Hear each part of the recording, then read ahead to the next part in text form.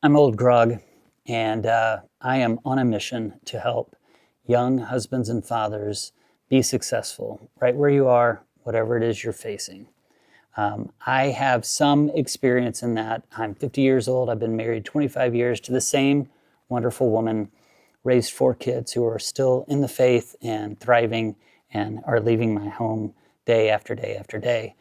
I only talk to young Christian husbands and fathers. That's who I'm talking to. If you're not a young Christian husband or father, you're going to really hate whatever happens next.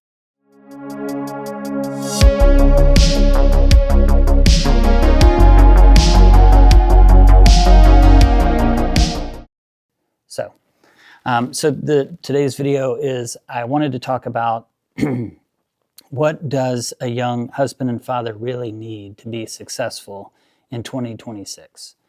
And that kind of boils down to you need to be deeply intertwined and connected in a local church. That is one.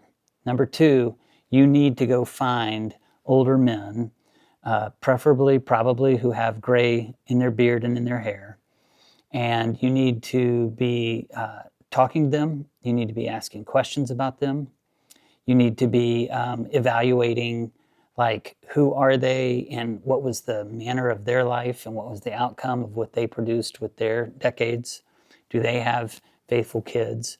And I want to say that my job is, through this channel, is to basically try and load as much ammo as I can into the back of your truck so that you can go further and win more. That's it.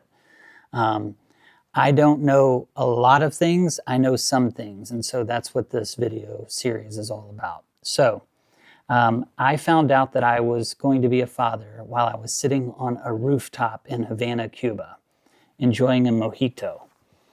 And I was there with an older man who was a father in the Lord to me. And it was an exciting moment to get that text from my wife, and it was a terrifying moment. And I sat there kind of dazed and looked out over the coast there, and this old guy said, "You look worried." And I said, I'm worried. I am a little worried. And he said, "Don't be. God already knows you're going to be kind of a lousy dad." And I said, okay, that's a weird thing to say. It's a weird way to phrase it. And he said, no, there's a verse that Jesus says, if you, being evil fathers, know how to give good gifts to your children, how much more will the Father give the Holy Spirit to those who ask? So he said, he already knows that you're going to be an evil / imperfect father. So if you feel this internal pressure to just crush it and nail it every time in every way, let me disabuse you of the notion that you're going to run this thing perfectly. And that was kind of a wonderful moment of depressurizing and allowed me to just really enjoy the moment of knowing I was going to be a dad for the first time. Went on, we had 4 kids. And by the way, that's kind of how we all fall into this, right? I got married because this gorgeous woman who was soft, pretty, and smelled good and loved the Lord and was cheerful and a hard worker, because she caught my eye, because she said yes, we got married. And then because she stayed beautiful and kept saying yes, we had a bunch of kids. And I found myself waking up with all of these toddlers and young kids running around and wiping snot, on my jeans.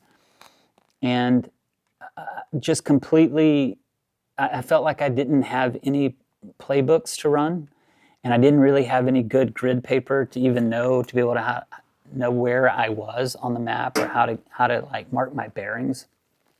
I knew, even though I'd grown up in the church, a faithful church, I knew a few verses. I knew, train up a child in the way they should go. When they're old, they won't depart from it. And I knew, as for me and my house, we will serve the Lord, from Joshua. And I knew,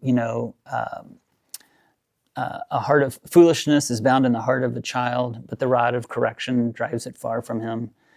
fathers do not exasperate your children. I knew there was like this many verses that I had.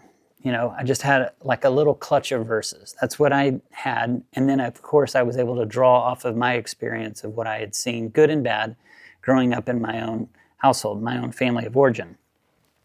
But I do remember thinking, I feel completely inadequate to the task of raising all these kids.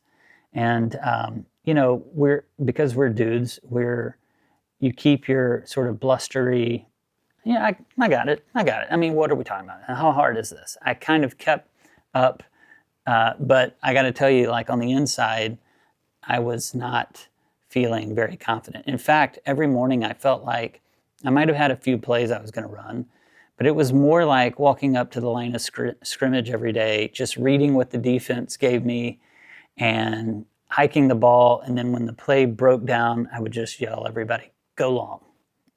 That's how I felt. So as my sons and my daughters now are getting to the point where they're looking and starting families, it's like I want them to be far better prepared than I was. And so much of what good advice and counsel is, I think, ultimately, is kind of like you're just talking to yourself historically. Like, I wish somebody would have told me this. That would have been very helpful. But I really did feel like I was flying blind. So the title of this is what do young husbands and fathers need to be successful in this year doing these things this way? And I would say, aside from a great local church that will actually help you to, if things get out of line, have a seat and let's talk about this, you really need mentors. You need to go find older guys who can help. And if you don't have it, then you're going to have to kind of figure it out on the fly like I did. I would recommend, there's a great book by C.R. Wiley called Man of the House. It is a very practical guide. You got to get it. It was a book that I wished I'd had 10 or 15 years before the day I actually read it.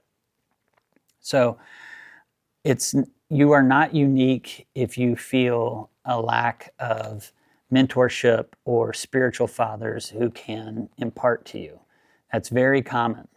I think everybody feels that. But there are great resources out there, and your local church is a place where you should be able to find that.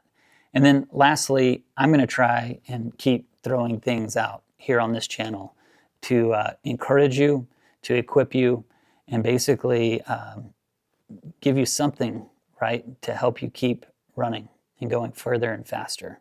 So we've got tons of resources. I'm not doing that thing with the like, subscribe, follow. There's an email. I'm going to put an email in the description. You can reach out. I do writing, and we're building like a little community of people who are interested in these sorts of topics. So reach out, and I'll see you around. Take care.